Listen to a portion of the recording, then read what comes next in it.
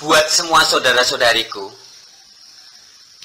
di Facebook maupun di dunia nyata yang sering menuduh aku, Frans, sebagai Frans Donald telah menghina Islam, telah menghujat Islam, telah menista Islam, telah melecehkan Islam, dan sebagainya. Kata-kata semacam itu. Ini tanggapanku, saudaraku. Aku tidak peduli dengan semua tuduhan dan fitnah yang kamu berikan kepadaku. Tetapi yang kamu harus tahu, saudaraku, apa yang aku sampaikan adalah fakta, adalah realitas, adalah kenyataan, adalah kasunyatan. Nah, jika kemudian kenyataan, fakta, realitas itu kamu anggap sebagai Frans Donald menghina Islam, Frans Donald menghujat Islam, itu sudah bukan urusanku. Itu urusan penghakimanmu sendiri. Kamu sendiri yang nanti akan menuai karma palanya. Kamu sendiri yang nanti akan menuai akibatnya. Kamu sudah memfitnah aku. Faktanya, ketika aku mengatakan bahwa Islam, agama yang dari Arab itu, Islam Arab adalah agama yang melahirkan, mencetak ISIS, Boko Haram, Al-Qaeda, Taliban, FPI, PKS, dan semua Islam-Islam radikal sampai kelompok Santoso kemarin. Menciptakan teroris-teroris itu dari Islam. Ini fakta, saudara. Yang aku sampaikan ini fakta, realitas, bukan menghayal, bukan berhalusinasi, bukan menghina, bukan melecehkan. Lah kok kamu tuduh aku menghina? Bagaimana pola pikirmu, saudaraku? Kemudian, ketika aku mengatakan bahwa agama Islam Arab adalah agama hasil dari olah pikir, produk dari ego manusia yang belum kenal jati dirinya, sehingga bentuk-bentuk tingkah laku dari umatnya egois banget, persis sifatnya ego, mau menang sendiri, suka menyalah-nyalahkan segala sesuatu yang ada di luar dirinya, tidak mau mengoreksi ke dalam, tapi nuding-nuding keluar terus, persis sifat ego. Ini bukti nyata bahwa memang dogma-dogma Islam berasal dari ego manusia yang tidak kenal jati dirinya. Nah, ini fakta, saudara.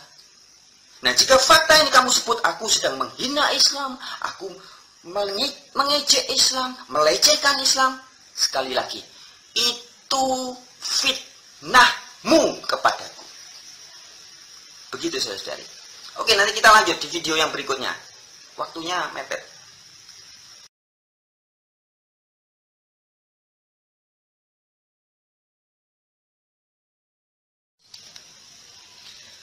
Buat saudara-saudariku semuanya, terkhusus umat-umat Islam, yang sehari-hari Anda sering percaya kepada ustadz-ustadz, ulama-ulama yang ada di Indonesia, ulama-ulama populer yang kini ada di Indonesia, kepada Amin Rais, kepada siapa saja ulama-ulama. Aku katakan, saudara, sebelumnya, Apurone, maaf, aku katakan, sebelumnya aku minta maaf kalau kata-kataku kasar. Tapi aku katakan bahwa kamu yang percaya, saudara-saudari, kepada ulama-ulama itu, kamu adalah orang-orang Islam yang sangat goblok.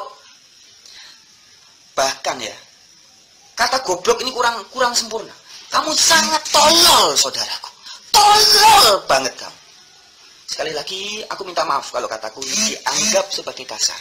Tapi aku terus terang. Mengapa? Karena begini. Kamu masih percaya sama omongan ustadz-ustadz, ulama-ulama, kiai-kiai yang menjanjikan surga Islam, yang katanya ada bidadari, katanya begini. Kamu masih percaya kepada cerita-cerita dari ustadz-ustadz, ulama-ulama itu tentang katanya nanti akan begini, kamu akan begini, Islam begini, Islam. Berbicara banyak tentang hal nanti, tentang surga yang jauh, yang nanti. Padahal, saudara-saudari, tak kasih bukti. Bukti nyata ini. Tahun 2014 kemarin, waktu pemilihan presiden, Anda perhatikan, mayoritas ulama-ulama Islam yang katanya hebat itu, termasuk yang cocok yang paling banter, Amin Rais, mengatakan bahwa Prabowo adalah presiden pilihan Allah. Pasti Prabowo jadi presiden. Dan ini banyak sekali ulama yang percaya ini dan mengajarkan ini dan umatnya banyak yang percaya. Tetapi faktanya apa? Sekarang seluruh dunia bisa melihat, seluruh dunia dengan mata kepalanya sendiri bisa melihat bahwa Prabowo bukan presiden Republik Indonesia. Artinya apa?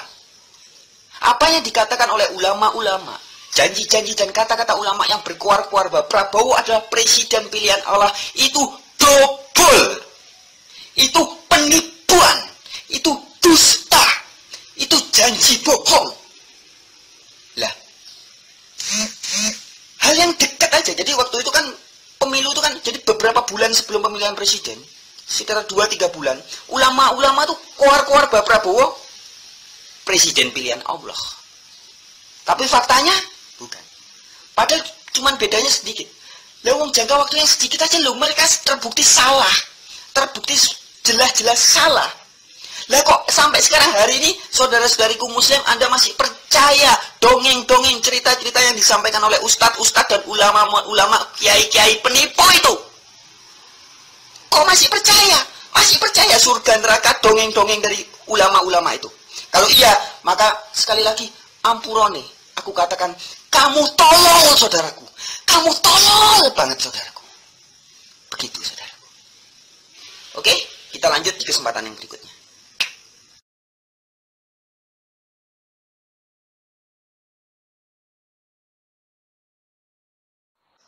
Saudara-saudari, hari ini banyak sekali orang Islam, kaum muslim, yang meyakini dan mempercayai ajaran dari ustadz-ustadz, ulama-ulama, kiai-kiai yang mengatakan bahwa umat muslim tidak boleh dipimpin oleh non-muslim. Orang Islam tidak boleh dipimpin oleh orang-orang yang beragama bukan Islam. Doktrin atau pengajaran ini didasarkan dari Al-Quran dan hadis-hadis. Perintah Allah mengajarkan umat Islam tidak boleh dipimpin oleh yang bukan Islam. Begitu katanya Allah. Begitu katanya Al-Quran. Menurut ustadz-ustadz dan ulama-ulama dan kiai-kiai. Tetapi saudara-saudari, perintah Allah yang seperti itu, perintah ustadz yang seperti itu, perintah ulama yang seperti itu, ternyata di hadapan realitas, di hadapan kasunyatan, di hadapan kenyataan sehari-hari, perintah itu tidak eksis. Perintah itu kalah oleh realitas. Mengapa? Sebab realitasnya sehari-hari, hari ini, sejak zaman dulu dan sampai detik ini, banyak umat Islam atau kaum muslim yang sehari-harinya terus dipimpin oleh orang-orang non-Islam. Baik ada yang di rumah tangga, ada yang di perusahaan, di Facebook, di provinsi, di kabupaten, dan sebagainya. Di negara juga. Dalam kehidupan sehari-hari, banyak orang Islam yang mau tidak mau harus takluk kepada orang yang non-Islam. Artinya, faktanya, realitanya, buktinya, di hadapan realitas, di hadapan kasunyatan, perintah Allah yang tadi itu, perintah Allah yang mengatakan bahwa umat Islam tidak boleh dipimpin oleh non-Islam, itu gugur. Tidak eksis, kalah. Nah, begitu saudara.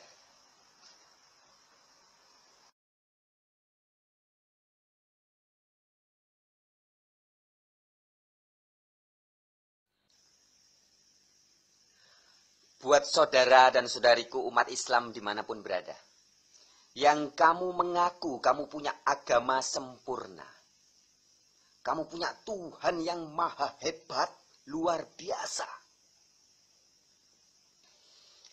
Aku mau tanya sama kamu, saudara-saudari. Kamu ngakunya punya agama rahmatan lil alamin. Rahmat berkat bagi alam semesta. Kamu ngakunya punya Tuhan yang maha luar biasa, maha hebat, maha baik, maha kaya, maha kasih, maha sempurna. Aku mau tanya, apa manfaatnya buat kamu sebagai orang yang mengaku punya semua itu? Kalau hari ini, rasakan sendiri batinmu ya. Rasamu tidak bisa bohong. Batinmu tidak bisa bohong. Rasakan.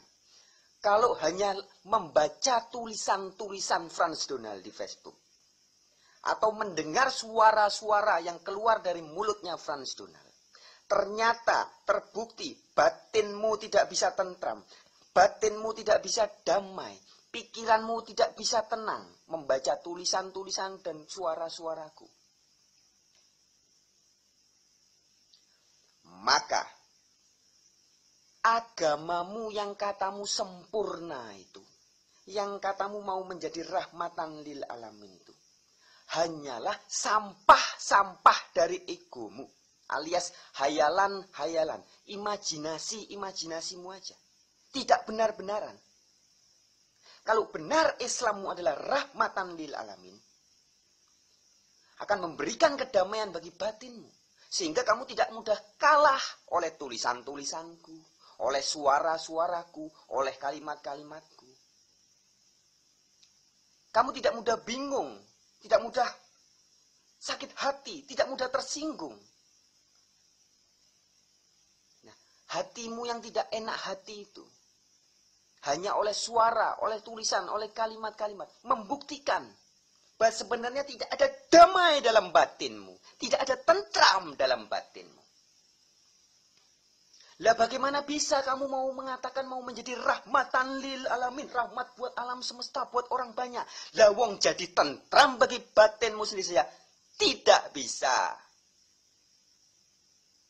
Bagaimana kamu mau mengabarkan Tuhanmu yang hebat? Lah wong hebatnya Tuhanmu buat dirimu sendiri saja tidak kamu rasakan. Kamu hanya menghayal, saudara-saudari. Kamu hanya berimajinasi bahwa agamamu sempurna. Faktanya nol. Kamu hanya berangan-angan buat Tuhanmu hebat. Faktanya hebat buat dirimu saja loh. Kamu tidak rasakan. Begitu, saudara-saudari. Oke?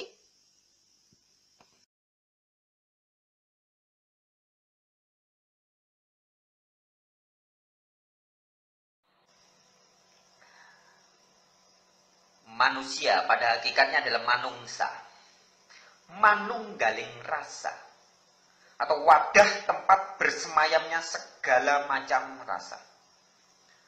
Susunan manusia tercipta, tersusun bangun dari rasa. Dari awal, dari asal usulnya, raga seorang manusia berawal dari rasa sir seorang bapak dan rasa sir seorang ibu yang bersatu manunggal dalam persetubuhan. Kemudian sperma dan ovum bersatu, berubah menjadi zigot, menjadi janin, menjadi bayi, dan selanjutnya menjadi anak manusia. Ini perjalanan rasa. Bayi pun setiap hari, setiap saat, setiap detik dia tumbuh menjadi anak-anak, menjadi remaja, menjadi orang dewasa adalah melayani rasa. Aku ngomong kayak gini loh di Facebook. Buat apa? Karena melayani rasaku. Dan kamu nonton video ini juga apa? Karena melayani rasamu. Rasa dalam diri manusia ada banyak. Ada yang disebut ratu telu. Angan-angan, budi pekerti, panca indera. Atau ego. Bagian atas. Rasa pikiran. Geraknya jadi angan-angan, jadi khayalan, imajinasi. Itu rasa pikiran. Panca indera. Mata bisa merasakan merah, hijau, kuning, indah, jelek, gelap, terang. Hidung bisa merasakan bau harum, bau tidak enak, dan sebagainya. panca indera. Budi pekerti, mulai ketempelan konsep benar, salah, baik, buruk, Tuhan, setan, dan sebagainya. Itu rasa Ratu Teluk. Ada juga yang namanya rasa batin. Anda disebut goblok, ditangkap oleh panca indera, masuk ke pikiran. Kemudian tiba-tiba jadi tidak enak, jadi tidak terima, itu sudah masuk ke batin namanya, rasa batin. Contoh. Kemudian ada lagi, rasa yang ragawi, gatel, lapar, haus, kebelet pipis, kebelet beol, sakit, itu rasa ragawi. Ada juga rasa nyawa, jiwa, sukma. Beda lagi. Nah, manungsa atau manunggaling rasa, ini kumpulan rasa tadi. Nah, orang-orang yang sudah manunggal kepada yang sejati bisa menyadari dan memahami segala macam rasa ini, bahwa hakikatnya manusia adalah manungsa, manunggaling rasa, gitu.